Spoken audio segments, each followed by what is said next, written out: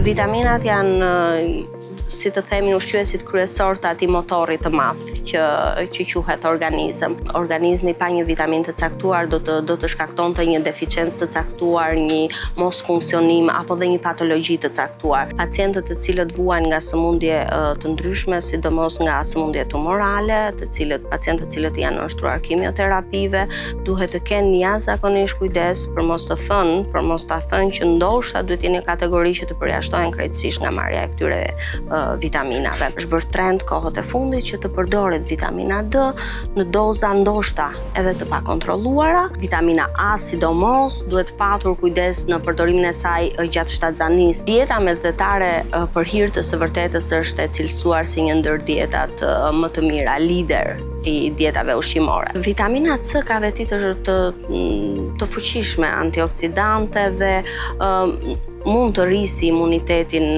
në përgjithësi, por edhe kjo nuk duhet të kaluar. Dhe kur jemi duke folur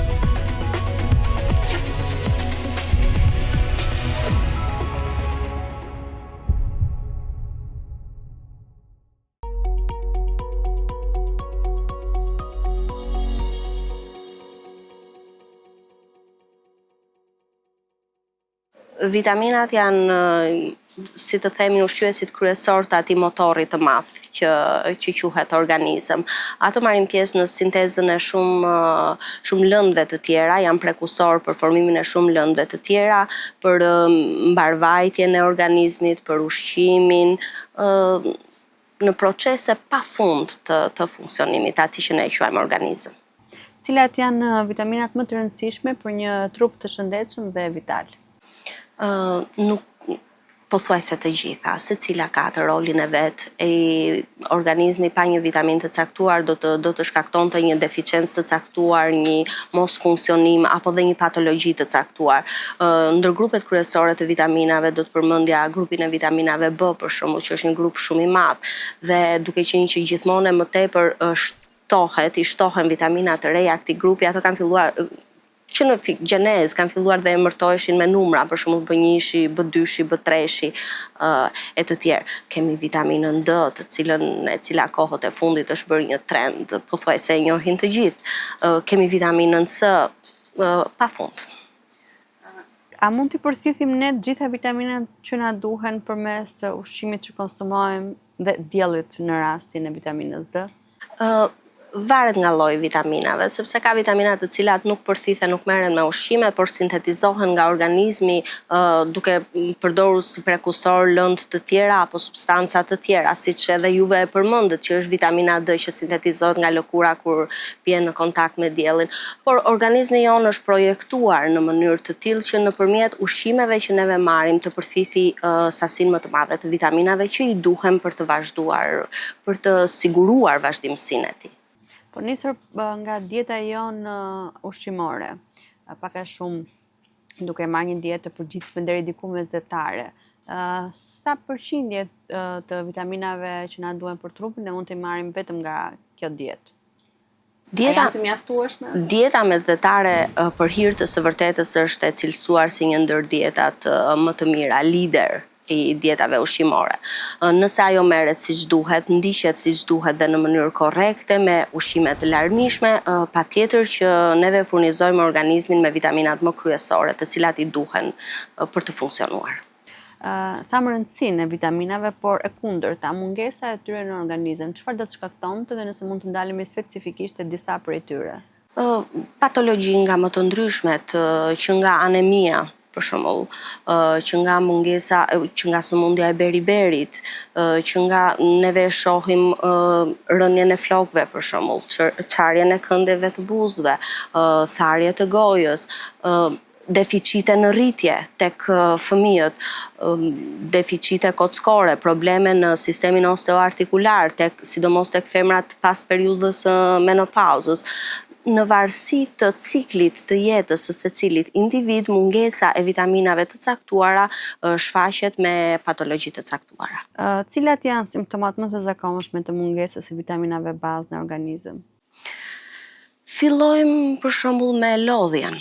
më thënë, lodhja është një shenjë fillestare një deficiti të vitaminave në organizëm. Pastaj, siç e përmenda, mund të kemi ndryshime në lëkurë, që në tharjet e lëkurës, mund të kemi ndryshime në rënien e flokëve, ndryshime në qarjen e këndit të buzëve, ndryshime në dhimbje të ndryshme që shfaqen në organizëm, si dhimbje që vijnë nga sistemi osteoartikular, e të tjera. Së fundmi, në shumë farmaci, ofrohet si shërbim edhe matja e thjesht e vitaminave, pra jo ajo që bëhet matje laboratorike, pra me anë të marrjes së gjakut në organizëm. Sa efektive është kjo matje? Ajo matje që kryesisht kryet në farmaci nuk duhet të ngatruar asnjëherë me matjen laboratorike. Është një matje jo sasiore e vitaminave, është një matje cilësore, në sensin që me anë të elektrodave presupozohet që detektohet mungesa e vitaminave të caktuara në organizëm. Për hir të së vërtetës nuk është afër, nuk është shumë afër matjes sasiore. Gjithmonë nëse neve kemi dyshim për një mungesë të caktuar të një vitamine në organizëm, një dyshim që shfaqet me probleme të përgjithshme, unë më tepër rekomandoj të kryet matja laboratorike. Çdo vitaminë me matje laboratorike ka specifikën e vet, pra bëhet një analizë enkas për një vitaminë? Po. Si funksionon? Po, patjetër. Çdo vitaminë duhet matur si e tillë. Për shembull, nëse neve duhet të masim nivelin e vitaminës D, matet vetëm vitamina D ose vitamina B për shembull. Vitaminat kanë matjet specifike individuale.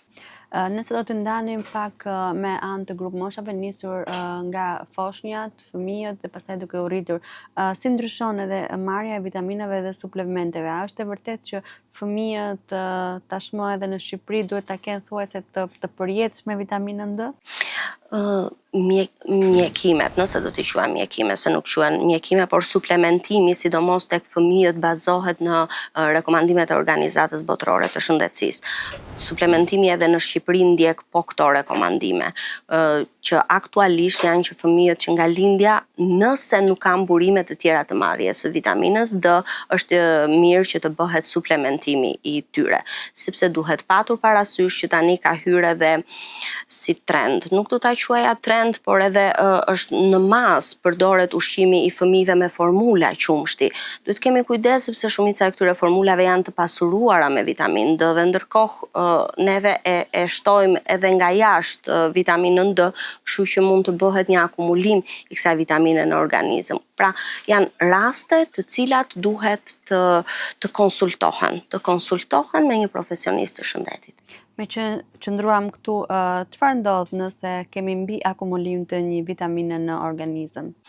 Varet nga lloji i vitaminës në radhë të parë, sepse neve vitaminat i ndajmë në dy grupe të mëdha. Janë ato që neve i quajmë liposolubile, të tretshme në yndyrna, dhe ato të quajtura hidrosolubile, të tretshme në ujë. Vitaminat të cilat kanë risk të lartë të akumulimit në organizëm janë pikërisht ato që treten në yndyra, pasi ato akumulohen në organe të ndryshme dhe aty mund të shkaktojnë një dëm të caktuar, siç është rasti i mbimarrjes e intoksikacionit nga vitamina D për shembull. Është bërë trend kohët e fundit që të përdoret vitamina D në doza ndoshta edhe të pakontrolluara dhe ajo akumulohet në mëlçi kryesisht dhe shkakton dëm në këtë organ.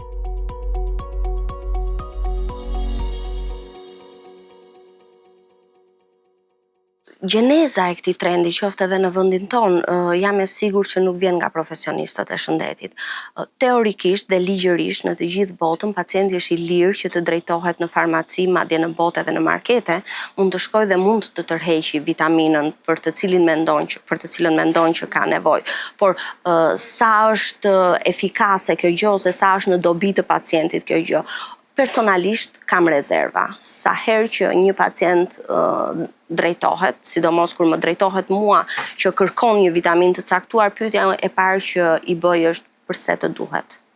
Çfarë ndjen, çfarë ke konstatuar që ty të duhet kjo vitaminë, sepse jo domosdoshmërisht të gjithë kemi nevojë për marrjen e suplementeve.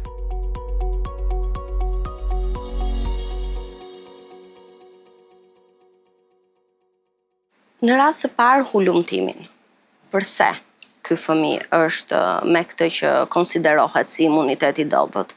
Ka probleme me ushqyerjen, ka probleme me përthithjen e ushqimeve, ka probleme me ambientin ku jeton, me nivelin socioekonomik e të tjera. Pas një vlerësimi të kujdesshëm dhe të caktuar që bëhet nga një profesionist i shëndetit, i cili në rastin më të mirë duhet jetë mjeku pediatër ose mjeku i konsultorit, pastaj shikohet mundësia e fillimit të ndonjë suplementimi. Për mua, suplementimi gjithmonë duhet jetë hallka e fundit, pasi ne kemi ezauruar të gjitha mënyrat, si të them, të korrigjimit të deficiencave në mënyrë natyrale, me anë të ushqimeve. Një nën shtatzan, një grua shtatzan, për çfarë vitaminash ekstra mund të ketë nevojë? Para, gjatë dhe pas shtatzanisë. Atëherë, para shtatzanisë është ai famshmi acidi folik, është folati i cili përdoret për të mbushur depot e organizmit për të parandaluar një patologji të fëmijës, një deficit të tubit neural tek fëmijës.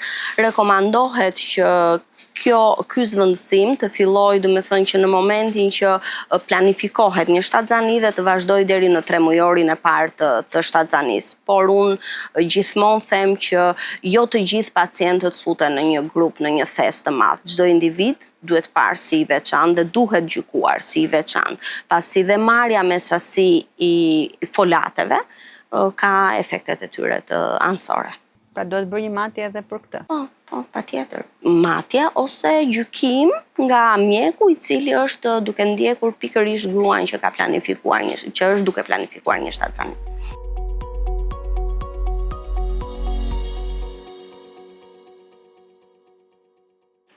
Po, sot neve kemi akses në këto grupet e vitaminave të cilat janë të përgatitura, janë gati, pra ti nuk e ke të nevojshme që të mbledhësh tek e tek vitamina të veçanta për t'ia përshtatur një gruaje në këtë nivel. Por sot i ke gati paketimet për gra, për shembull, për gra në fazën e menopauzës, për gra mbi mosha të caktuara ose për grup mosha fikse.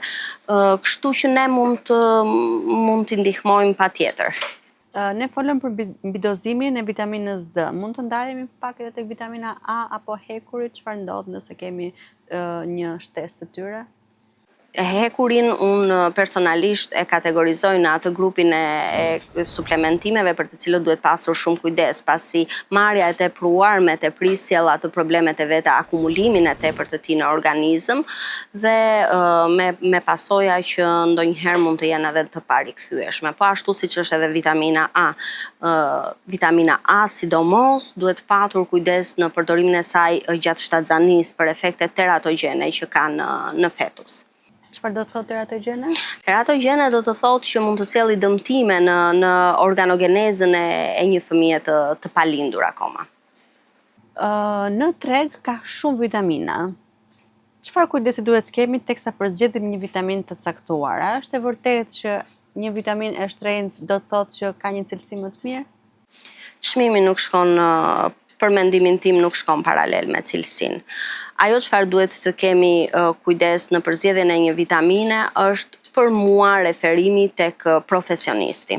Sepse neve duhet të zgjedhim vitaminën që na përshtatet në varësi të mungesës që kemi, por edhe në varësi të firmës që e prodhon këtë lloj vitamine, se këtë lloj produkti. Ashtu siç neve zgjedhim markat e rrobave, mendoj që është shumë herë më e rëndësishme që ti ta zgjedhësh me kujdes markën e medikamentit ose vitaminës që do të përdorësh. A është e vërtetë që marrja e vitaminës C parandalon gripin? Vitamina C ka veti të fuqishme antioksidante dhe mund të rrisi imunitetin në përgjithësi, por edhe kjo nuk duhet të i kaluar. Dhe kur jemi duke folur për vitamina, unë mendoj që marrja e vitaminës C. Vitaminën C mund ta marrësh në formë tablete, mund ta marrësh në formë shurupi, në çfarë të duash, por ti mund ta marrësh shumë mirë edhe me anë të frutave dhe të ushqimeve. Kështu që jo domosdoshmërisht suplementimi është i nevojshëm. A ndihmon vitamina D në përmirësimin e humorit dhe imunitetit? Sipas studimeve të kohëve të fundit, sidomos studimet që janë bërë në periudhën e virusit të famshëm të Covidit është vënë re që po, ka një rol shumë të rëndësishëm në rritjen e imunitetit, edhe në rregullimin e humorit. Madje është parë që në pacient me sëmundje depresive, nivelet e vitaminës D, përmirësimi i niveleve të vitaminës D në organizëm sjellin një përmirësim edhe të humorit.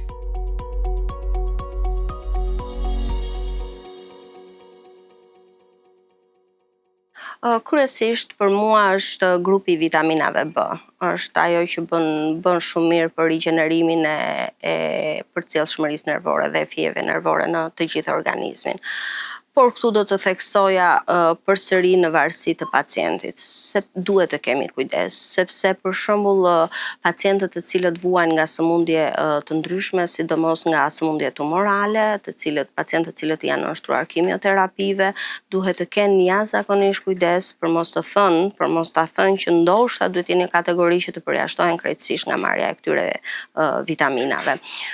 Kështu që Kjo për arsyen sepse këto vitamina mund të ndihmojnë në rigjenerimin edhe të atyre qelizave maligne në organizëm, të cilët një pacient i tillë është duke luftuar për t'i mposhtur. Kështu që i qëndroj gjithmonë asaj që thash në fillim që marrja e vitaminave, pavarësisht që konsiderohet si një trend, duhet gjykuar me kujdes.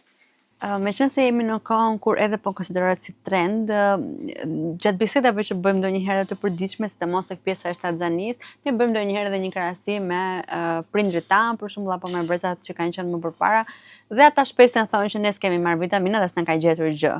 Çfarë mund të themi për këtë koment ose shprehje? Këto janë komente dhe shprehje që mua nuk më pëlqejnë për faktin që ne jemi një specie në zhvillim. Asnjë gjë nuk është njësoj si më përpara. Asnjë gjë, ndoshta edhe reagimi i organizmit nuk është njësoj si më përpara. Ashtu si dhe ambienti që na rrethon, kushtet e ambientit që ne na rrethojnë nuk janë njësoj si më përpara. Ushqimet që neve përdorim nuk janë njësoj si më përpara. Pra, nuk mund të vendosim një shenjë barazimi midis sjelljes së organizmit në kohrat me përpara dhe sjelljes së organizmit në kohrat tani. Ashtu siç ata nuk kanë marrë suplemente më përpara, po edhe viruset që na rrethojnë dhe patologjitë që na rrethojnë nuk janë njësoj si më përpara, apo jo? Pyetje të një rasti konkret. 2 fëmijë, vëlla e motor, që pak a shumë kanë të njëjtën jetë, pra shkojnë në të njëjtën shkollë, në të njëjtin plazh, rrinë një të ditë në plazh dhe ekspozuar po ashtu, përse njëri ka nivele normale të vitaminës D dhe një tjetër ka nivele shumë të ulta të vitaminës D, duke qenë që edhe ushqimi është pak a shumë njësoj. Po sepse jo domosdoshmërisht 100% është ndikimi i faktorëve ambiental në përthithshmërinë apo në sintezën e kësaj vitamine. Është edhe ndikimi gjenetik. Pavarësisht që janë me prindër të njëjtë, prap gjenet sillen në mënyrë të ndryshme, secili ka individualitetin e vet. Nuk kemi duke folur për 2 organizma identik. Kështu që sepse po të ishte kështu, shumica prej nesh që jetojmë në të njëjtin ambient do të kishim identik të njëjtat patologji, por nuk është ashtu. Disa janë më të prirur, disa organizma janë më të prirur, disa jo.